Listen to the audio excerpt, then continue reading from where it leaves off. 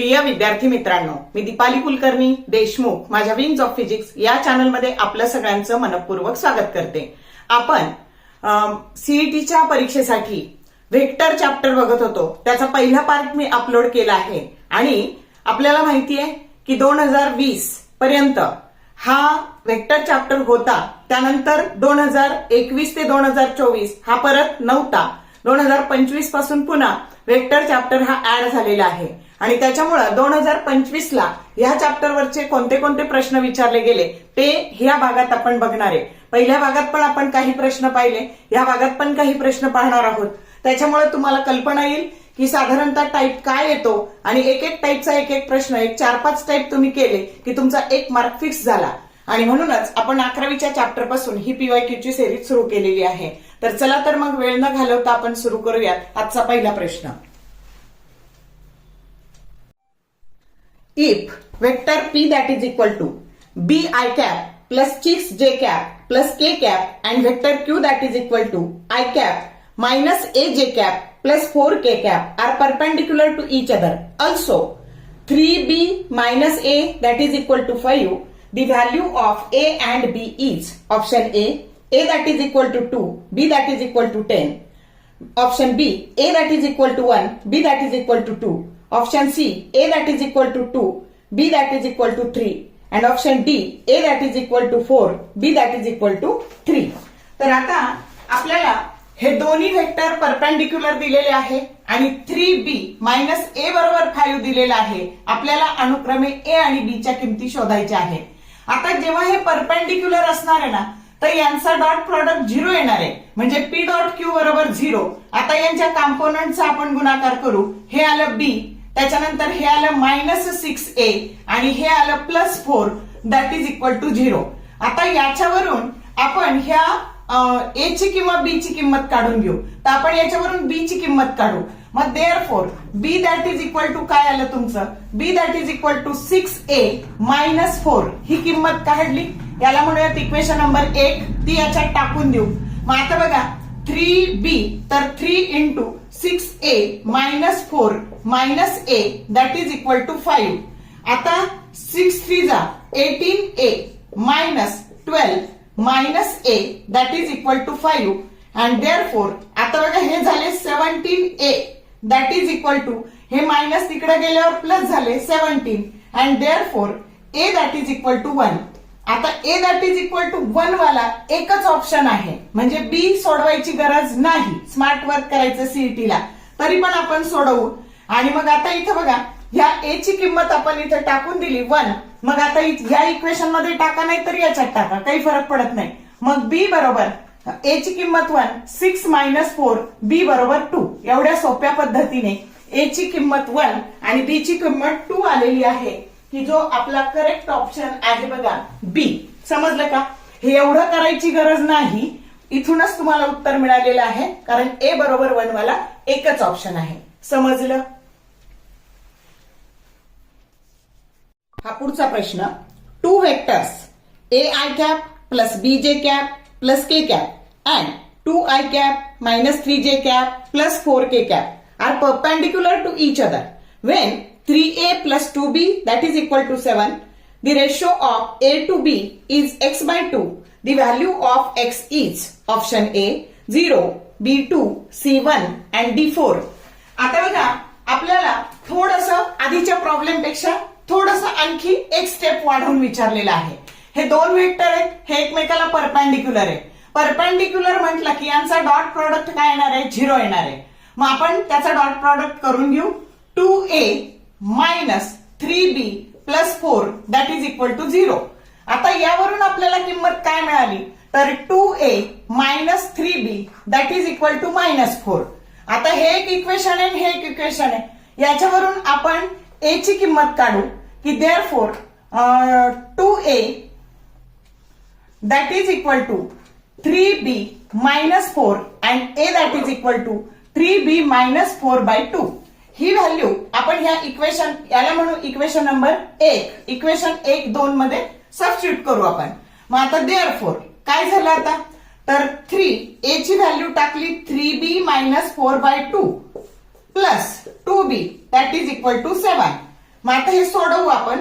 3 3 जा 9b -12 plus आता हे 2 एलसीएम जर काढला तर 4b डिवायडेड बाय 2 हे इकडे नेले हे 14 झाले 2.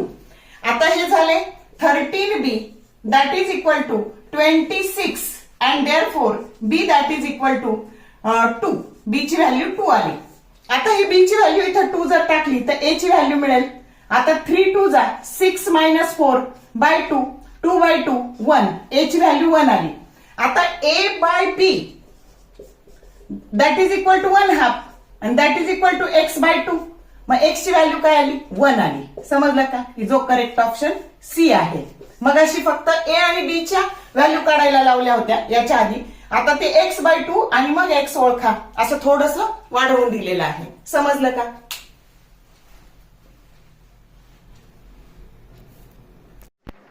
आता हा पुढचा प्रश्न बघा. दी vector sum of two forces vector A and vector B is perpendicular to their vector difference. Hence, forces vector A and vector B are option A perpendicular to each other, B parallel to each other, C unequal in magnitude and D equal in magnitude. मग आता बघा आपल्याला काय दिलंय तर आपण vector F1 म्हणू की जो ह्या दोन वेक्टरची सम आहे वेक्टर A आणि वेक्टर B आणि वेक्टर F2 ही ह्या दोन वेक्टरचा डिफरन्स आहे आणि ते एकमेकाला परपेंडिक्युलर आहेत. मग जेव्हा हे दोन वेक्टर एकमेकाला परपेंडिक्युलर असतील तेव्हा त्यांचा डॉट प्रॉडक्ट हा नेहमी 0 असणार आहे. आणि म्हणून बघा vector A plus B dot vector A minus B that is equal to 0. मग देअरफॉर आता हे झालं बघा a square plus vector AB minus vector AB आणि b square minus b square that is equal to 0. Plus minus cancel झाले आणि a square that is equal to b square म्हणून a equal to b. समजलं. आणि म्हणून correct option काय आला D equal in magnitude. Equal in magnitude. Equal in magnitude. आता बघा नीट 2016 ला हा प्रश्न फक्त शब्द बदलून विचारला की जेव्हा ही दोन वेक्टरची सम आणि डिफरन्स हे जेव्हा इक्वल असतील तर त्यावेळेस ही सम वेक्टर सम आणि हे तर त्यांच्यामधला अँगल किती असेल. मग आता आपल्याला दिसतंय की अँगल किती असणार आहे परपेंडिक्युलर आहे तेव्हा डॉट प्रॉडक्ट 0 आहे आणि म्हणून त्यांच्यामधला अँगल किती असणार आहे 90 डिग्री. तर इथं हा खाली जो दिलाय हा नीट 2016 चा प्रश्न आहे. हाच प्रश्न शब्द बदलून विचारला. इथं ते वेक्टर कसे असतील तर इक्वल इन मॅग्निट्यूड असतील आणि यांच्यामधला अँगल किती तर 90 डिग्री. समजलं का. तर या पद्धतीने फक्त थोडासा बदल करून प्रश्न विचारला जातो. आता हा पुढचा प्रश्न बघा. If magnitude of cross product of vector A and B that is equal to √3 into dot product of vector A dot vector B then the value of magnitude of vector A plus vector B is tan 60 degree बरोबर √3 and cos 60 degree that is equal to 0.5 असं दिलेलं आहे आणि हे 4 option तुम्हाला दिलेले आहे. त्यातला आपल्याला ऑप्शन निवडायचा आहे. मग कसं सोडवायचं तर आपल्याला A क्रॉस B बरोबर √3 इंटू A डॉट B दिलेलं आहे आणि याची व्हॅल्यू काढायची आहे. आता याचं मॅग्निट्यूड असतं AB साइन थिटा आणि √3 आणि याचं मॅग्निट्यूड येतं AB कॉस थिटा. शिकलो आपण हे क्रॉस प्रॉडक्ट आणि डॉट प्रॉडक्ट. आता AB कॅन्सल झाले. साइन थिटा भागिले कॉस थिटा बरोबर टॅन थिटा बरोबर √3 आणि म्हणून थिटा बरोबर आलं 60 डिग्री. मग आता आपल्याला A प्लस याचं मॅग्निट्यूड घ्यायचं आहे वेक्टर A प्लस B चं आणि मग त्याचं magnitude of vector A plus B काय असतं तर हे असतं √A square plus B square plus twice AB into cos of theta आता थीटा काय आहे तर 60 डिग्री. आता ह्या कॉस 60 डिग्रीची किंमत टाकायची. आपल्याला जरी 0.5 दिलेली असली तर आपण ती 1/2 टाकायची, नेहमी लक्षात ठेवा. मग आता कॉस 60 डिग्री बरोबर 1/2 टाकले तर हे 2 आणि हे 2 काय झाले, कॅन्सल झाले. आणि मग आता तुमचं ऑप्शन काय आला तर तुमचं ऑप्शन आला बघा, magnitude of vector a plus b that is equal to under root of a square plus b square. इथे लिहिते मी एकदा, under root of a square plus b square plus ab. आणि यालाच आपण असं लिहू शकतो की a square plus b square plus ab raise to 1/2. ही जो करेक्ट ऑप्शन काय आहे, बी आहे. समजलं कसं सोडवलं ते? तर जसं दिलं त्या पद्धतीने पुढे पुढे जायचं, आपल्याला आन्सर मिळतं. आता हा पुढचा प्रश्न बघा.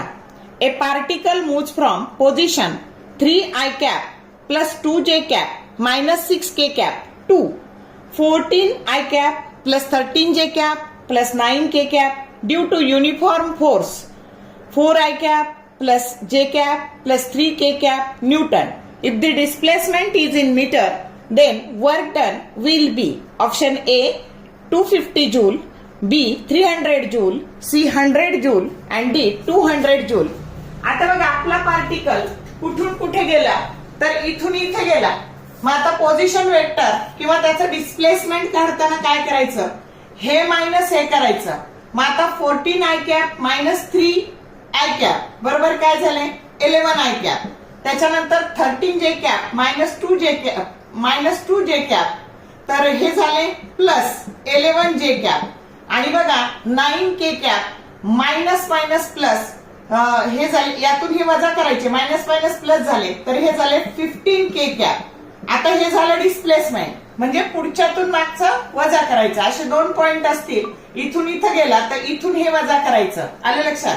मग आता वर्क डन काढायचं आहे तर वर्क डन बरोबर किती, तर ह्या दोन्हींचा डॉट प्रॉडक्ट घ्यायचा, फोर्स इंटू डिस्प्लेसमेंट. आपल्याकडे वेळ कमी असतो म्हणून सगळं लिहित बसायचं नाही, डायरेक्ट त्याचे हे जे कॉम्पोनंट आहे त्याचा गुणाकार करायचा. 11 4 जा 44, 11 1 जा 11, त्याच्यानंतर 15 3 जा 45 आणि याची ऍडिशन करा. यातला एक इथे घेतला तर 45 हे झाले 90 आणि प्लस हे 10 म्हणजे काय झालं 100 जूल. की करेक्ट ऑप्शन काय आहे, सी आहे. समजलं कसं सोडवलं? तर अशा पद्धतीने आता बरेचसे वर्क डनचे वेगवेगळ्या पद्धतीचे कसे प्रॉब्लेम याच्यावर विचारले ते सगळे आता बघूयात आपण. आता हा प्रश्न बघा. A particle is displaced from point P, त्याचे कोऑर्डिनेट्स दिलेत 3 metre, 4 metre, 5 metre to a point Q. त्याचे कोऑर्डिनेट्स दिलेत 2 metre, 3 metre, 4 metre under a constant force vector F that is equal to 3i cap plus 4j cap plus 5k cap Newton. The work done by the force in this process is option A 10 joule plus 10 joule, B plus 4 joule, C minus 8 joule and D minus 12 joule. Okay, तर आता आपण सोडवूया. आता इथे direct vector न देता coordinate दिलेले आहेत. मग हा कसा लिहिता येईल तर 3i cap plus 4j cap plus 5k cap आणि याचे कोऑर्डिनेट्स लिहायचे 2i cap plus 3j cap plus 4k cap आणि तुम्हाला माहिती यातून हे वजा करायचं, q मायनस पी करायचं. मग आता q मायनस पी केलं, वेक्टर q मायनस पी केलं तर काय येईल बघा 2 मायनस 3 म्हणजेच मायनस i कॅप, त्याच्यानंतर 3 minus 4 minus j cap plus 4 minus 5 तर मायनस 1 मायनस k कॅप झालं. आणि आता तुम्हाला हा एस वेक्टर आहे, थोडक्यात हे डिस्प्लेसमेंट आहे.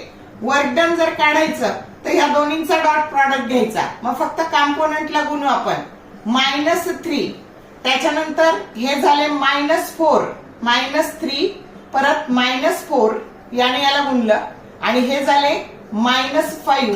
करा ऍडिशन किती येते ते, तर 5 + 4 9, 9 + 3 हे सगळं मायनस आहे आणि म्हणून वर्क डन -12 जूल की जो करेक्ट ऑप्शन काय आहे तो डी ऑप्शन आहे. समजलं कसं सोडवलं? तर खूप वेळा हे प्रॉब्लेम असे रिपीट होतात वर्क डनचे. कधी कधी डायरेक्ट वेक्टर देतात, कधी कधी कोऑर्डिनेट देतात, पण नेहमी डिस्प्लेसमेंट काढताना पुढच्या वेक्टर मधून मागच्या वेक्टरचे हे कॉम्पोनंट काय करायचे असतात, वजा करायचे असतात. हे लक्षात ठेवा. पुढची प्रोसिजर सोपी आहे. जेवढ्या कमी वेळात सोडवता येईल तेवढ्या कमी वेळात सोडवा. याला प्रॅक्टिसच खूप महत्वाची आहे. आता हा प्रश्न बघा. If mod of vector A that is equal to root 26, mod of vector b that is equal to 7, mod of vector a cross b that is equal to 35. Find vector a dot vector b. Option A 4, B 5, C 6, D 7.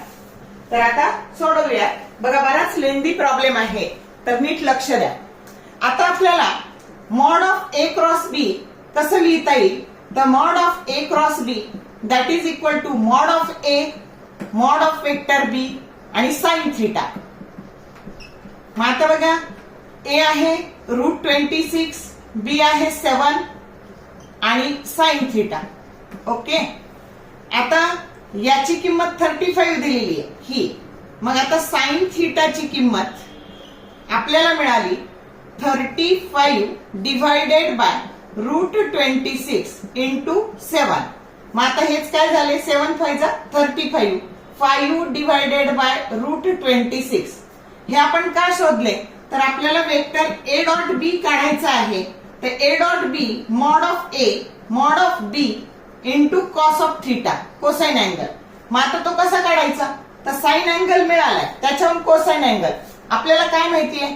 Sign square theta plus cos square theta that is equal to 1. म्हणून cos square theta that is equal to 1 minus sin square theta आणि म्हणून cos theta that is equal to under root of 1 minus sin square theta. म्हणून हा sin theta काढलाय आपण. मग आता इथे टाकून देऊ व्हॅल्यू आपण 1 minus sin square theta. आता 5 डिवाइडेड बाय रूट 26 चा स्क्वेअर म्हणजे हे काय झाले? तर हे झाले under root of 1 minus 25 by 26. आता एलसीएम जर 26 काढला तर 26 minus 25 म्हणजे हे झाले 1 by root 26. That is nothing but 1 by root 26. ही आली कॉस थीटाची व्हॅल्यू. मग आता टाकून देऊ आपण. मॉड ऑफ ए तुम्हाला रूट 26 दिले, बी 7 दिले आणि कॉस थीटाची व्हॅल्यू 1 अपॉन रूट 26 आली. रूट 26 काय झाले? कॅन्सल झाले आणि व्हॅल्यू 7 आली की जो करेक्ट ऑप्शन काय आहे? डी आहे. म्हणजे वेक्टर ए डॉट बी बरोबर आपल्याला काय मिळालं? 7 मिळालं, जो करेक्ट ऑप्शन डी आहे. समजलं कसं सोडवलं ते? तर लेंदी आहे प्रॉब्लेम, पण एकदा मेथड कळली की पुढे सोडवायला सोपं आहे.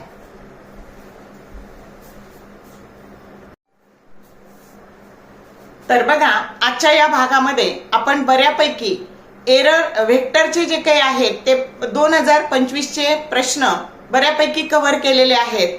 तर जर तुम्हाला व्हिडिओ आवडला असेल तर लाईक करा, शेअर करा, कमेंट टाकायला कंजूसी करू नका. All the best for your study and upcoming exam and thank you for watching this whole video.